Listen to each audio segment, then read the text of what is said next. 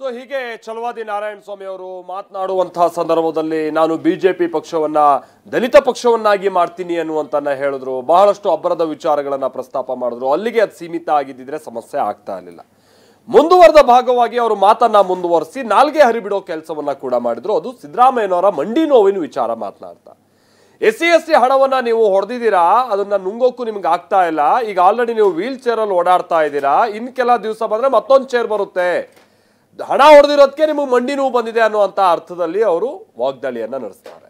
So ಒಂದು ದೈಹಿಕವಾಗಿ ಆಗಿರುವಂತಹ ಒಂದು ಸಮಸ್ಯೆಯನ್ನ ಈ ರೀತಿಯಾದಂಥ ವೇದಿಕೆಯಲ್ಲಿ ಈ ರೀತಿಯಾದಂಥ ವಿಚಾರಕ್ಕೆ ಪ್ರಸ್ತಾಪ ಮಾಡೋದು ಇದು ಸರಿನಾ ಅನ್ನುವಂಥ ಪ್ರಶ್ನೆ ಎದುರಾಯಿತು. ಕಾಂಗ್ರೆಸ್ ನಾಯಕರುಗಳಿಗೂ ಕೂಡ ಇದೊಂದು ಅಸ್ತ್ರ ಸಿಕ್ಕಂಗಾಯಿತು. ಛಲವಾದಿ ನಾರಾಯಣ ಸ್ವಾಮಿ ಅವರ ವಿರುದ್ಧವಾಗಿ ಆ ಕಡೆಯಿಂದಲೂ ಕೂಡ ಬಹಳ ಟೀಕಾ ಪ್ರಹಾರಗಳು ಈಗ ಕೇಳಿ ಬರ್ತಾ ಇದೆ. ಸಿದ್ದರಾಮಯ್ಯನವರ ಮಂಡಿ ನೋವಿನ ವಿಚಾರವನ್ನ ಹೇಗೆ ಪ್ರಸ್ತಾಪ ಮಾಡಿ ನಾಲ್ಗೆ ಹರಿಬಿಟ್ರು ಛಲವಾದಿ ನಾರಾಯಣ ಸ್ವಾಮಿ, ಬನ್ನಿ ಕೇಳೋಣ.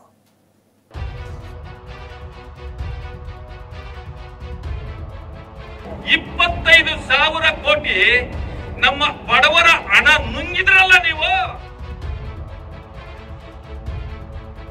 ನಮ್ಮ ಜನರಿಗೆ ಅನ್ಯಾಯ ಮಾಡಿ ನೀವು ಓಡಾಡಕ್ ಹೋದ್ರಲ್ಲ, ಅದಕ್ಕೇನೆ ಈಗ ನೀವು ಒಪ್ಕೊಂಡ್ತಾ ಇರೋದು.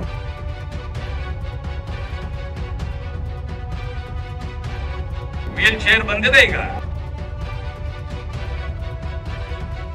ವೀಲ್ ಚೇರ್ ಹೋಗಿ ಬೇರೆ ಚೇರ್ ಬರ್ತದ. ಆಮೇಲೆ ಸಿಎಂ ಸಿದ್ದರಾಮಯ್ಯ ಮಂಡಿ ನೋವಿನಿಂದ ಬಳಲ್ತಿದ್ದಾರೆ. ಕಳೆದ 1 ತಿಂಗಳಿಂದ ವೀಲ್ ಚೇರ್ನಲ್ಲಿ ಓಡಾಡೋ ಪರಿಸ್ಥಿತಿ ಬಂದಿದೆ. 76 ವರ್ಷ ಆದ್ರೂ ಪಕ್ಷದ ಚಟುವಟಿಕೆ ಓಡಾಟ ಅಂತ ಬಂದ್ರೆ ತುಂಬಾನೇ ಆಕ್ಟಿವ್ ಆಗಿರ್ತಾರೆ. ಇದೀಗ ಮಂಡಿ ನೋವಿನಿಂದಾಗಿ ವೀಲ್ ಚೇರ್ನಲ್ಲಿ ಓಡಾಡ್ತಿದ್ದಾರೆ. ಆದ್ರೆ ಸಿಎಂ ಸಿದ್ದರಾಮಯ್ಯರನ್ನ ಟೀಕಿಸೋ ಬರದಲ್ಲಿ ಛಲವಾದಿ ನಾರಾಯಣ ಸ್ವಾಮಿ ನಾಲ್ಗೆ ಹರಿಬಿಟ್ಟಿರೋದು ಕಾಂಗ್ರೆಸ್ ಪಾಳೆಯದಲ್ಲಿ ಆಕ್ರೋಶಕ್ಕೆ ಕಾರಣವಾಗಿದೆ. ಜನರಿಗೆ ಅನ್ಯಾಯ ಮಾಡಿದ್ದಕ್ಕೆ ನೀವು ಕುಂಟ್ತಿದ್ದೀರಿ, ಬಡವರ ಹಣ ನುಂಗಿರೋದಕ್ಕೆ ಸಿಎಂಗೆ ಈ ಪರಿಸ್ಥಿತಿ. ಸಿಎಂ ಟೀಕಿಸೋ ಭರದಲ್ಲಿ ನಾಲ್ಗೆ ಹರಿಬಿಟ್ಟ ಛಲವಾದಿ, ನಮ್ಮ ಜನರಿಗೆ ಅನ್ಯಾಯ ಮಾಡಿರೋದಕ್ಕೆ ನೀವು ಕುಂಟುತ್ತಿರೋದು. ಇದೀಗ ವೀಲ್ ಚೇರ್ ಬಂದಿದೆ, ಮುಂದೆ ಬೇರೆ ಚೇರ್ ಬರುತ್ತೆ ಅಂತ ಪರಿಷತ್ ವಿರೋಧ ಪಕ್ಷದ ನಾಯಕ ಛಲವಾದಿ ನಾಲ್ಗೆ ಹರಿಬಿಟ್ಟಿದ್ದಾರೆ. ನಮ್ಮ ಜನರಿಗೆ ಅನ್ಯಾಯ ಮಾಡಿ ನೀವು ಓಡಾಡಕ್ ಹೋದ್ರಲ್ಲ, ಅದಕ್ಕೇನೆ ಈಗ ನೀವು ಕುಂಟ್ತಾ ಇರೋದು. ವೀಲ್ ಚೇರ್ ಬಂದಿದೆ, ಈಗ ನಮ್ಮ ಜನರಿಗೆ ಅನ್ಯಾಯ ಮಾಡಿದ್ರೆ ಯಾವ ಚೇರ್ ಬರೋದು? ವೀಲ್ ಚೇರ್ ಹೋಗಿ ಬೇರೆ ಚೇರ್ ಬರ್ತದ. ಆಮೇಲೆ ನಮ್ಮವ್ರಿಗೆ ಮೋಸ ಮಾಡಬೇಡಿ, ಅನ್ಯಾಯ ಮಾಡಬೇಡಿ.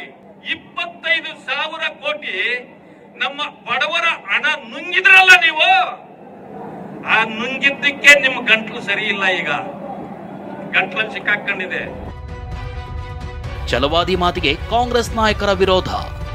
ಮಾನವೀಯತೆ ಇಲ್ಲದಿದ್ದವರು ಹೀಗೆ ಮಾತನಾಡೋದು ಅಂತ ಕಾಂಗ್ರೆಸ್ ಸಚಿವರು ಆಕ್ರೋಶ ಹೊರಹಾಕಿದ್ದಾರೆ. ನಾರಾಯಣ ಸ್ವಾಮಿ ಅವರು ವಿರೋಧ ಪಕ್ಷ ನಾಯಕರು ಒಬ್ಬರು ಮುಖ್ಯಮಂತ್ರಿ ಬಗ್ಗೆ ಈ ರೀತಿ ಮಾತಾಡ್ತಾರೆ ಅಂತ ಹೇಳಿದ್ರೆ ಅವರ ಕೆಳಮಟ್ಟದ ಆಲೋಚನೆಗಳು ಏನು ಹೇಳ್ಬೇಕಿಂತವ್ರಿಗೆಲ್ಲ ನಾವು ಯಾವ ರೀತಿ ಮಾತಾಡಬೇಕು ಅಂತ ಹೇಳ್ಕೊಡ್ಬೇಕಾ ವಿರೋಧ ಪಕ್ಷ ನಾಯಕರಿಗೆ?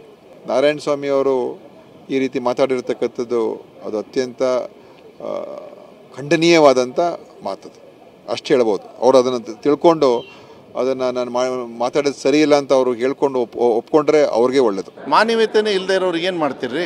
ಮಾನವೀಯತೆ ಇಲ್ಲದೆ ಇರತಕ್ಕಂಥ ಮಾತುಗಳು ತಾನೇ ಇದು. ಹೋರಾಟ ಮಾಡಬೇಕು, ಕೇಳಬೇಕು. ಹೋರಾಟದಿಂದನೇ ಎಲ್ಲ ನಮಗೆ ಫ್ರೀಡಮ್ ಸಿಕ್ಕಿದೆ. ಹಂಗೆ ಪುಕ್ಷಟೆ ಸಿಗ್ತಾ, ಯಾವಂದ ಕೈ ಕಾಲು ಮುರಿದ ಸಿಗ್ತಾ? ಏನು ಮಾತಾಡ್ತಾ ಇದ್ದೀರಾ? ಮುಂದಿನ ಚುನಾವಣೆಗೆ ಈಗೇನು ಇಬ್ಬರು ಸೇರಿ 80 ಇದ್ದಾರೆ, 60ಕ್ಕೆ ಇಳಿಬೇಕಾಗುತ್ತೆ. ದಯಮಾಡಿ ಇಬ್ಬರು ಸೇರಿ 60ಕ್ಕೆ ಇಳಿಬೇಕಾಗುತ್ತೆ. ದಯಮಾಡಿ ಈ ಥರದ ಟೀಕೆ ಟಿಪ್ಪಣಿ, ಸಿದ್ದರಾಮಯ್ಯನವರ ಬಗ್ಗೆ ಟೀಕೆ ಟಿಪ್ಪಣಿ ಮಾಡಿದ ತಕ್ಷಣ ನಾವು ಲೀಡರ್ ಆಗ್ಬಿಟ್ಟು ಅಂತ ಅಂದ್ರೆ ಅದು ಅವರ ಭ್ರಮೆ. ಹುಲಿ ಯಾವತ್ತಿದ್ರೂ ಹುಲಿನೇ ಎಂದ MLC ಉಮಾಶ್ರೀ. ಸಿಎಂ ಬಗ್ಗೆ ಛಲವಾದಿ ಮಾತಿಗೆ ಆಕ್ರೋಶ ಹೊರಹಾಕಿದ MLC ಉಮಾಶ್ರೀ, ಹುಲಿ ಯಾವತ್ತಿದ್ರೂ ಹುಲಿನೇ, ಕೆಳಸ್ತರದ ಮನಸ್ಥಿತಿ ಸರಿಯಲ್ಲ ಅಂದ್ರು. ಈ ತರ ಮಾತಾಡಿದ್ರೆ ನಮಗೆ ಅವ್ರ ಮೇಲಿರೋ ಗೌರವ ಕೂಡ ತುಂಬಾ ಕಡಿಮೆ ಆಗುತ್ತೆ. ಜನ ನೋಡ್ತಾ ಇದ್ದಾರೆ, ರಾಜ್ಯದ ಜನ ನೋಡ್ತಾ ಇದ್ದಾರೆ. ಹೀಗೆ ಮಾತಾಡಿನೇ ಬಿಟ್ಟಿದ್ರು ಕೂಡ ಸಿದ್ದರಾಮಯ್ಯನ ಏನೂ ಮಾಡೋಕ್ಕಾಗಲಿಲ್ಲ. ಇವರು ಮುಂದೆಯೂ ಏನೂ ಮಾಡೋಕ್ಕಾಗಲ್ಲ. ಸಿದ್ದರಾಮಯ್ಯ ಅವರೇ, ಹುಲಿ ಯಾವತ್ತಿದ್ರು ಹುಲಿನೇ. ಅವ್ರಿಗೆ ಮನುಷ್ಯತ್ವ ಅಂತಿದ್ರೆ ಸಾರಿ ಕೇಳಬೇಕು. ಅವ್ರು ಸಾರಿ ಕೇಳಲಿಲ್ಲ ಅಂದ್ರೆ ಅವ್ರಿಗೆ ಮನುಷ್ಯತ್ವ ಇಲ್ಲ ಅಂತ ಅರ್ಥ ಆಗುತ್ತೆ. ಯಾವ ಮನುಷ್ಯನಿಗೆ ದೈಹಿಕವಾಗಿ ಸಮಸ್ಯೆಗಳು ಬರೋದಿಲ್ಲ, ಅದನ್ನೆಲ್ಲನೂ ಕೂಡ ಮಾನವೀಯತೆಯನ್ನು ನೋಡಬೇಕೆ ಹೊರತು ಈ ರೀತಿ ಅಸಹ್ಯವಾಗಿ ಕ್ಷುಲ್ಲಕವಾಗಿ ಭಾಳ ಕೆಟ್ಟ ಮಾತಿನಿಂದ ಮಾತಾಡ್ತಕ್ಕಂಥದ್ದು ಅತ್ಯಂತ ಕೆಳಸ್ತರದ ಮಾನಸಿಕ ಸ್ಥಿತಿ ಅಂತ ನಾನು ಹೇಳೋಕೆ ಇಚ್ಛೆ ಪಡ್ತೇನೆ. ಅದೇನೇ ಹೇಳಿ ಮಂಡಿ ನೋವಿನಿಂದ ಬಳಲ್ತಿರೋ ಸಿದ್ದರಾಮಯ್ಯರನ್ನ ಟೀಕಿಸೋ ಬರದಲ್ಲಿ ಜನರಿಗೆ ಅನ್ಯಾಯ ಮಾಡಿದ್ದಕ್ಕೆ ಹೀಗಾಗಿರೋದು ಅಂತ ಛಲವಾದಿ ಹೇಳಿಕೆಗೆ ಕಾಂಗ್ರೆಸ್ ಪಾಳೆಯದಲ್ಲಿ ವಿರೋಧ ವ್ಯಕ್ತವಾಗ್ತಿದೆ. ಕ್ಷಮೆ ಕೇಳಬೇಕು ಅಂತ ಆಗ್ರಹ ಮಾಡ್ತಿದ್ದಾರೆ. Bureau report, TV9.